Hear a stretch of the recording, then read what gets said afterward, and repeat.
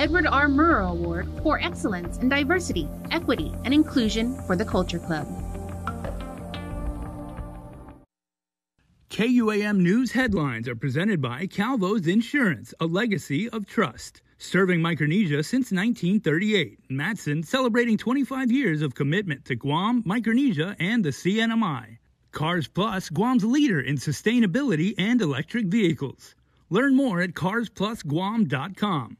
McDonald's of Guam, I'm loving it, and King's Restaurant, serving your local breakfast, lunch, and dinner favorites for over 45 years.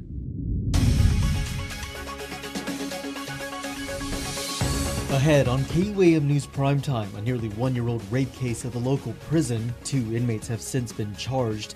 An internal affairs investigation now underway. Plus, new data released from a Guam Cancer Registry publication details on what this means for the territory. And all that rain and flooding over the past week, will this week be sunny? An interview with the Guam National Weather Service to find out. Happening, good evening. I'm Nick Delgado. Welcome to Primetime. An internal and criminal investigation is nearly a year old now after an inmate at the Department of Corrections prison alleged he was raped and beaten by fellow inmates last February. The alleged abuse happening for about 15 minutes before the inmate was able to escape and alert correctional officers. So far, 2 have been charged. Prison leadership admitting the case still filled with many holes. Several inmates being held at the local prison now stand accused of allegations that they raped and brutally beat a fellow inmate. The issue coming to light again after 27-year-old Ruben Rivera was charged this month with first, second, third, and fourth degree criminal sexual conduct for his part in the attack.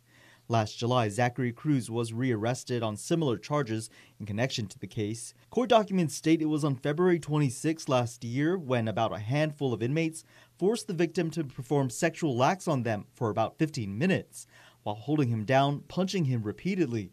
While authorities slowly determine who else was involved, DOC Director Bob Camacho admits he is not exactly sure about the details of the case, leaving it mostly up to Guam police to handle. But you know, we do our best to ensure that the inmates are as safe as possible.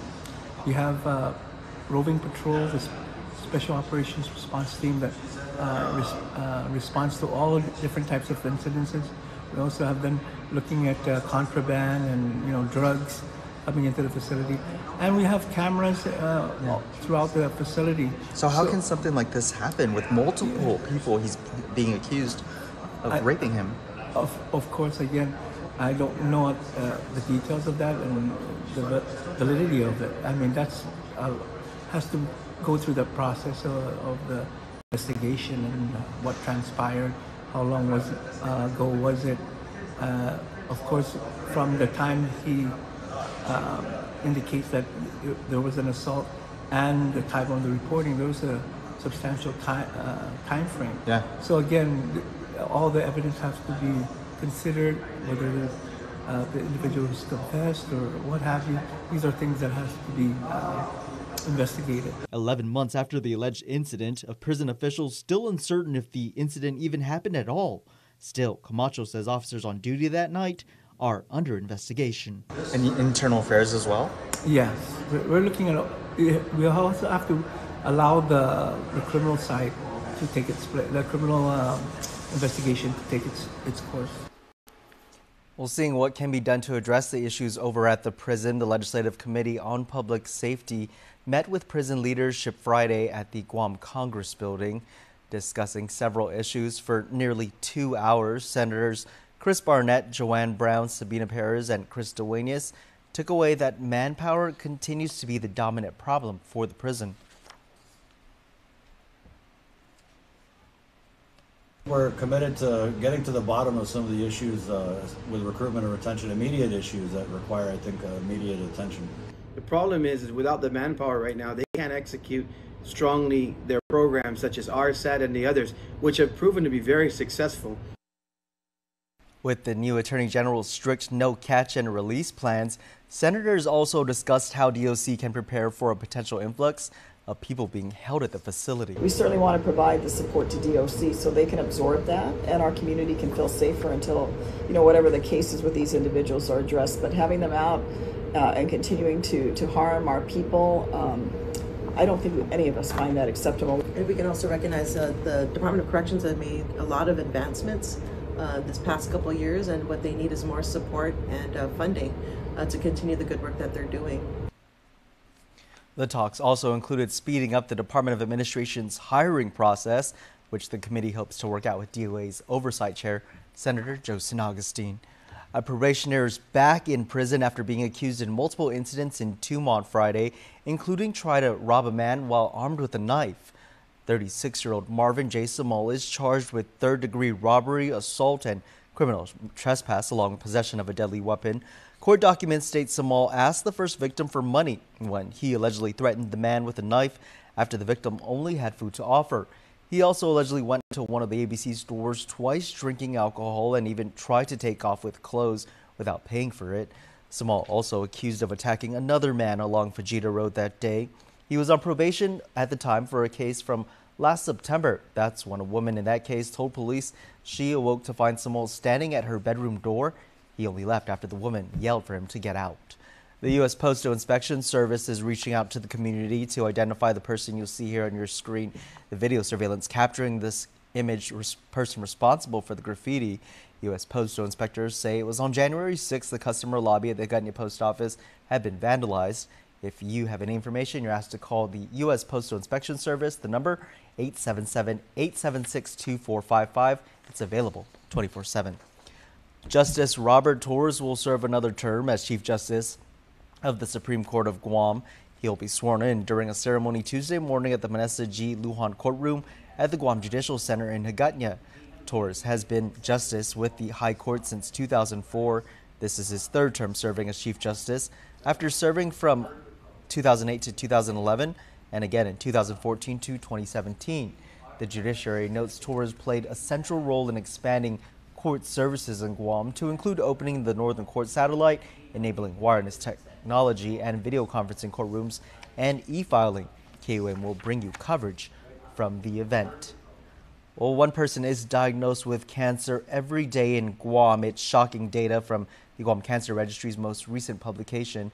Natsuki Hirayama sits down with the Guam Cancer Registry expert who tells us what this compiled data means for Guam moving forward. I would say that our mortality rate, continues to be high. One person is diagnosed with cancer every day in Guam, and one person dies of cancer every 2 days. This coming from the Guam Cancer Registry's most recent publication of Guam's cancer facts and figures. The 5-year study covering 2013 to 2017 illustrating just how severe a burden cancer remains in our community. Research Associate 2 and Data Collection Specialist Renata Bordalio is with the University of Guam's Office of Research and Sponsored Programs. Nationally as well as locally, for the past decade, cancer rates have slightly been going down. However, including Guam, our mortality rates are high, and they even with this, with this last 5-year period, they've gone higher, and so, we're very worried about that. It's a concern affecting many in Guam as cancer remains the second leading cause of death. But Bordalio saying many of these deaths should have been prevented. For example, cervical cancer. No one should die of cervical cancer because it's caught in an early stage. It's very, very treatable and very much curable. Cervix is the 5th in mortality rate, so that's shouldn't be like that. And actually, it's like that in all of Micronesia. The study shows that many people, especially the underserved community, are not getting screened early enough. I think a lot of that has to do with what they call social determinants of health, like their access to health care, maybe lack of interpreters. So we need to do much better outreach, again, with the Micronesian community other than Chamorros. She says the data helps health officials and leaders target areas in need in cancer prevention, like translating the data into policies. One of the successes was the increase in tobacco tax, and that has been proven to lower the rate of smoking and lower the rate of cancer. So that's a policy. That was a law that went into effect, I believe, around 2010. The publication was done in partnership with the University of Guam's Office of Research and Sponsored Programs, the Guam Comprehensive Cancer Control Coalition, and Public Health. It's up to now the researchers, people of Guam, to look at this data and interpret it and see what types of laws and policies would help. You can read the full publication on UOG's Guam Cancer Registry webpage. Mitsuki Hirayama, KUAM News. Thanks, Mitsuki. Well, before we head into the break, this weather no doubt has been a soggy one this past week. So to get you ready post-holiday weekend, Jason Salas speaks with the experts to find out if things could be clearing up soon. All right, Landon. So what do we know about what happened this past weekend, and maybe more importantly, what we face for the rest of the week?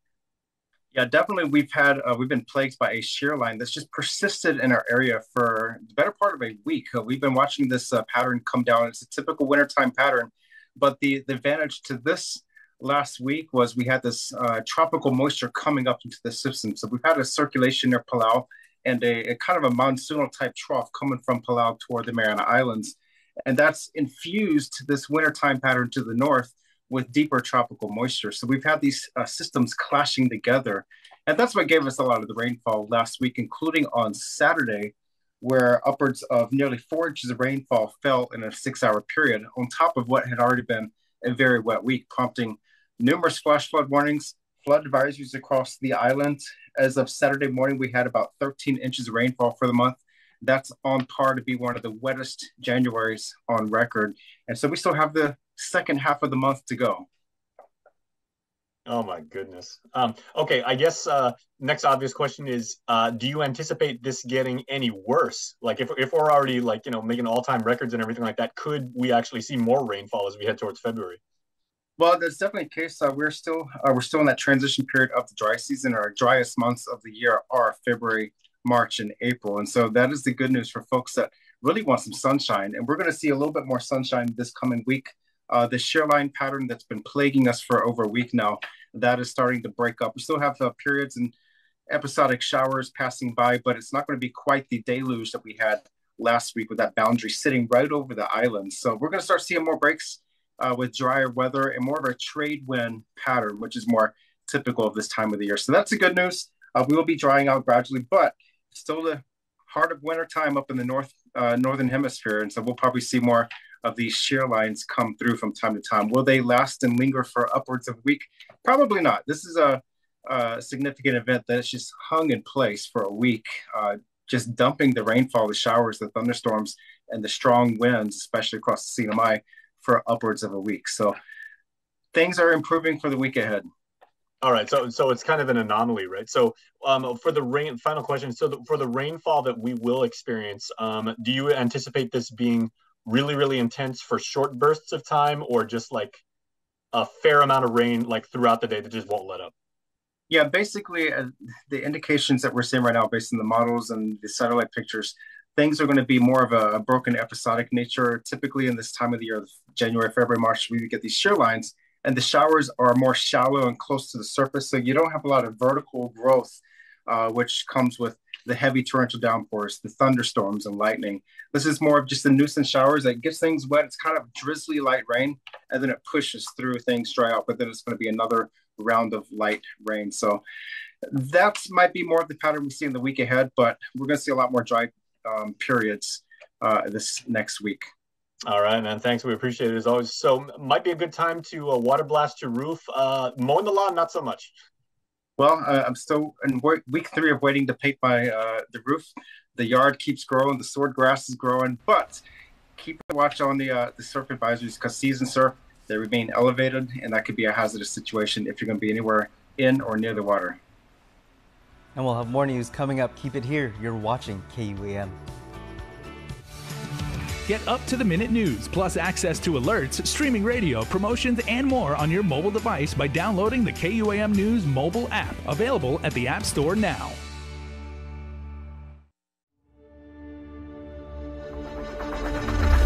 What's the move?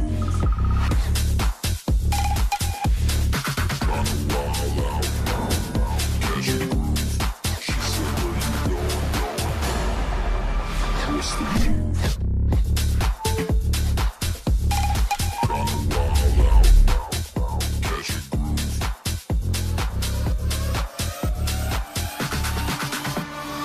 What's the move? New year, new you, new adventures. How about a new Jeep to go along with it? It is the Start Something New sales event happening now at Cars Plus. Experience a new level of freedom and adventure in the new Jeep Gladiator. Or how about the all-new legendary Jeep Grand Cherokee L? The most awarded SUV ever now features a fresh interior design and 3 rows of seating.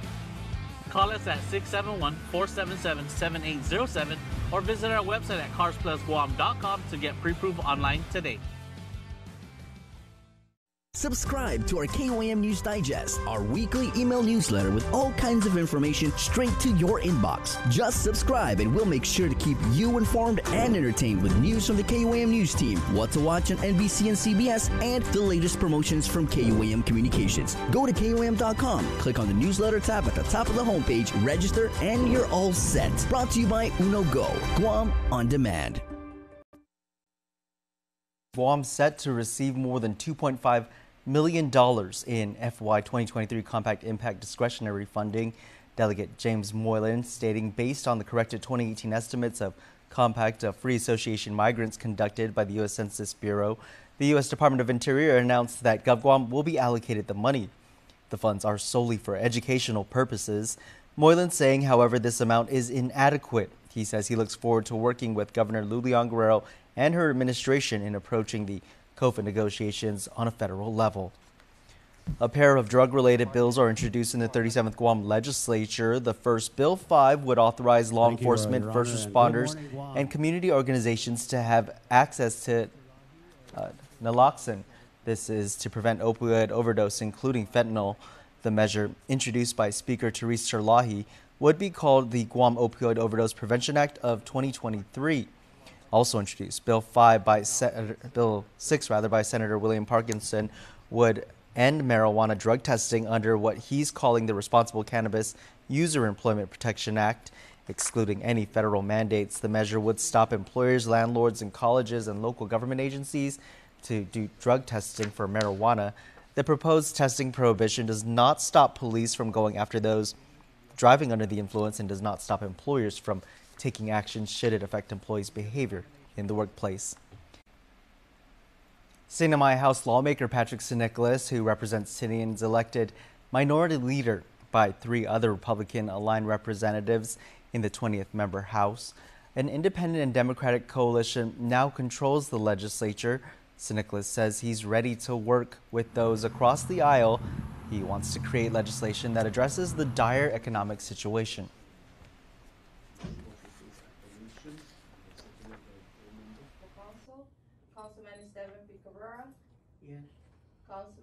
Councilwoman Anna Marie C. Sinicolas. And we also hope that there will be no furloughs and no austerity measures. But all depends on Governor Palacios because that's where the buck stops. He adds he respects the governor's process to open up the island's financial books, which are critical of former Republican Governor Ralph Torres' expenditures. Governor Palacios is expected to make those findings public as soon as early reports show the Sinamai in a deficit in both local and American Rescue Plan federal funds. The 19th Tinian Municipal Council also ceremonially sworn in Friday by Associate Justice Perry Enos. In the first organizational session, Joseph Santos was elected chair, Anna Sinicolas was elected vice chair, and Esteban Cabrera was elected secretary. The council members were joined by Tinian Senate and House lawmakers at the Tinian Mayor's office. So we're still in that phase, and we're trying to see how we can work together, the mayor, the Tinian delegation, in building the economy back. This is Santos' second term as chairman of the council. Well, Guam households have historically been paying a high cost of electricity because most power plants on the island still use imported and expensive fossil fuel. Imagine if seawater could be harnessed to produce hydrogen for electricity in Guam. It's a process called seawater splitting. With this split, hydrogen can be used for producing or delivering electricity. The U.S. Department of Energy providing UOG $1.6 million for faculty and student researchers to work alongside engineers and scientists at their Pacific Northwest National Lab. The hope is to build a foundation for fundamental research and scientific training at the local university. The Water Power Technologies Office also recently announcing $400,000 to go toward research at UOG to explore the potential for ocean energy systems, such as ocean thermal energy conservation and wave energy technology, to power a proposed Guam Aquaculture Innovation Center. The crowd spending this Martin Luther King Jr. holiday giving back, volunteers with Serve Guam Commission, AmeriCorps, and others gathering at the Micronesia Mall today, joining the rest of the nation for MLK Day of Service. It's a time to unite in service to honor the legacy of Dr. King's life and continue to build his dream while giving back to the community.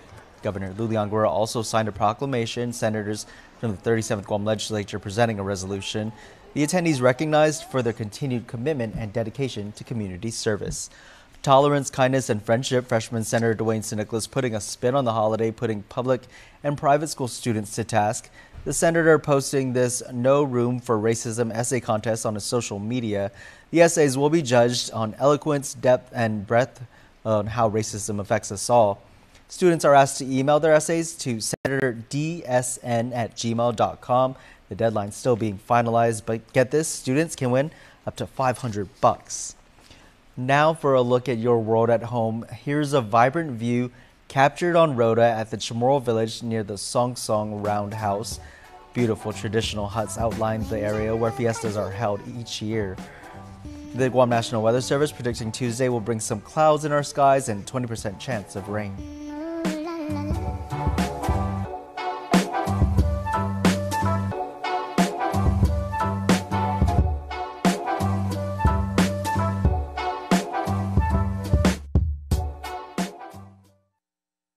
Don't need to work, babe, keep the smile on your face.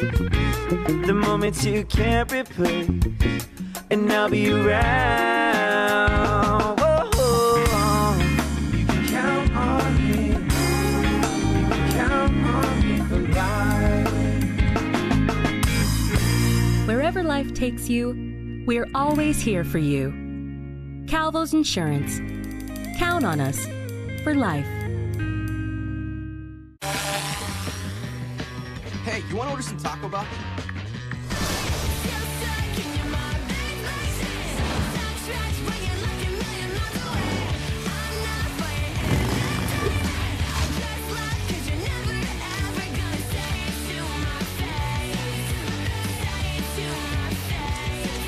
Two grilled chicken burritos, two bold flavors. Order on the app, only at Taco Bell.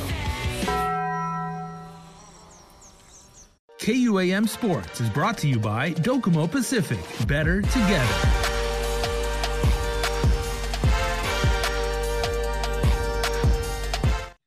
America's pastime is, of course, baseball, my friends. Is there anything better than to be out on a sunny island day in the outfield where you got the grass underneath your feet? You could be on the mound. You could be in the dugout. These are amazing experiences. And my friend Steve Guerrero is joining me like right now, getting kids involved at a very young age with Little League, Guam's smallest slugger. So, Steve, Hafa Happy New Year, man. Good to see you as always.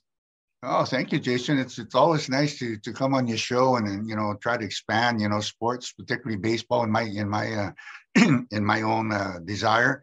It's always been ever since I played the sport back, and I even have a picture back in 1966. I have a picture of us, the Dedito Cubs, and of course my dad. Yeah, and my dad was one of the founders of Little League back then. So yeah, he was our coach, and a lot of the other guys, they were all from Dedito. They weren't from anywhere else. They were all from the village of Dedito. And we took the sport and tried to grow it. But a lot of them left. But I'm still here, try to push it. Well, the passion burns bright with you, and it starts with you, but it's filtered down to the parents and to the young athletes. So Little League is still going on right now. Of course, Guam is like the ultimate place where baseball can thrive, because kind of like spring training, you can play anytime here. And, from Jigo all the way to Humatek, I mean, there's always a place where you can play, go outside, have a catch, what have you. So what do we got to do to make sure that kids are aware of the opportunities available for them on the diamond and then get them out so that they can start participating? Well, every season what we do is we try to announce, the upcoming season that Little League is going to sponsor. Our Little League announcement was out in I believe the Post and PDN about 2 weeks ago, and we've gotten a lot of inquiries from parents that wanting to enroll their kids. We also asked the kids and the coaches, because a lot of the coaches are actually teachers in the school system. We asked them to spread the word out, in the school and let them know that the season is starting and for these kids to come out and play. And we have this philosophy in Little League that I instilled many years ago, is that we don't turn any kid away. And if we have to build or form another team just to accommodate 8, 9 more kids, we will do that. We try to do our best to do it. And like I said, it's word of mouth that we do. And, we're in a small community. And what I'm beginning to notice over the years is that, there's a lot of other sports out there that are available to our youth. And my goal is just to get the youth involved in some sort of sport. It's good, it's healthy, it's good for the mind, and it keeps them off the streets. Like just make sure they just go that straight line. But my program, the Little League program, really depends a lot on parents. We need the parents to bring the kids out. And a lot of the kids, we get it, they're told that, oh yeah, we want to play, but my mom and dad are too busy to take me to practice kind of stuff, So we try to figure out how we can work around that. But we do our best, man, to get the word out there through the schools, through the media, word of mouth, and even through other sports of today. And one thing about Guam, and it's a challenge for all sports is, unlike 20, 30 years ago, there was only several sports. You can count them on one hand. Nowadays, there's a lot.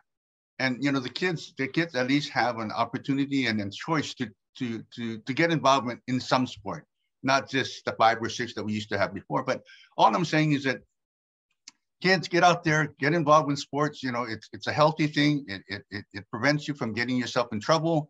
And there's, if you have the desire and the love for it, you never know where it's going to take. I mean, it's endless. It's endless. And we've gotten a couple of kids locally, a couple of guys that ended up playing, and these for baseball in the majors. And trust me, young people, until you actually turn a 6-4-3 double play, you have no idea what true happiness is. Absolutely. Once you pull one of those off and everything like that, the world completely opens up to you. So yeah, and one thing about baseball, it's not an individual sport, it's a team sport. Yes. And you got to work together. You lose, you suffer together. You win, you enjoy, all the victories that comes with it. Okay, so in conclusion, Steve, where can people reach out to you and get in contact with you, either if they have any questions or if they say, I watched your segment on YouTube and you and Jason were talking and everything like that, and I want to get involved? Sure, they can call me directly. My phone number is, of course, area code 671-482-9060. You can call me anytime. I'm up to 2, 3 o'clock in the morning, so don't worry about the time. I'm like I said, ever since we actually had he's working on the budget, everybody. Trust me, he would rather talk baseball than jam out the budget. Yeah, well, unfortunately, the budget season, the baseball season go hand in hand. They're at the same time, so I'm kind of like really juggling. Oh my God, I can't even imagine but it is what it is, and like I said, it's. Well, go take your blood pressure pills and think about baseball. I hear you. Absolutely. Steve, we sincerely appreciate, what you have done and what you continue to do, for such a great game here on the island. And we're not going to let that pass by. We're definitely going to make some positive change.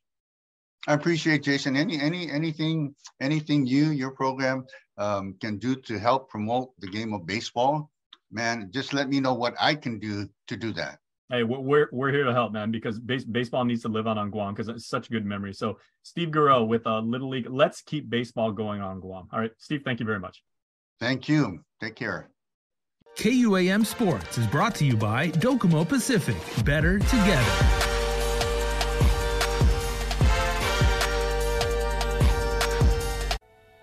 We knew it was time to make these when we started asking things like, wouldn't it be nice to be able to get a warm cinnamon roll right now? And why can't this kind of muffin come from the same place as a McMuffin? And isn't your coffee lonely without company from a glazed apple fritter? Well, consider these our 3 resounding yeses. Meet the new bakery sweets at McDonald's. Ba-da-ba-ba-ba.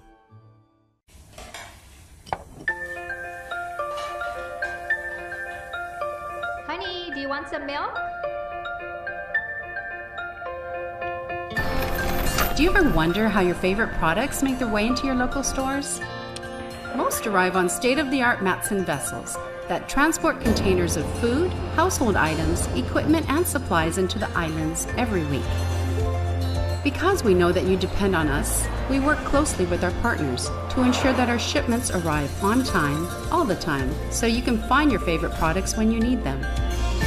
We transport the region's most precious cargo that supports successful businesses and promotes a better quality of life for our families.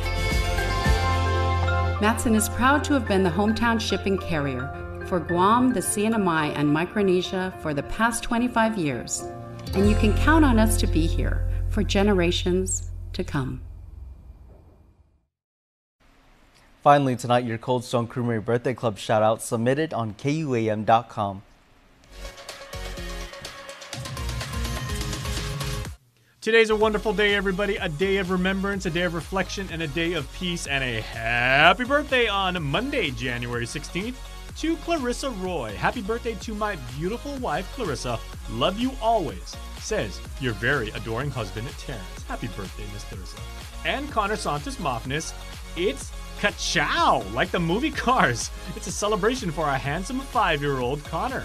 We love you and celebrate you each and every day. Watching, I'm Nick Delgado. Stay safe and good night.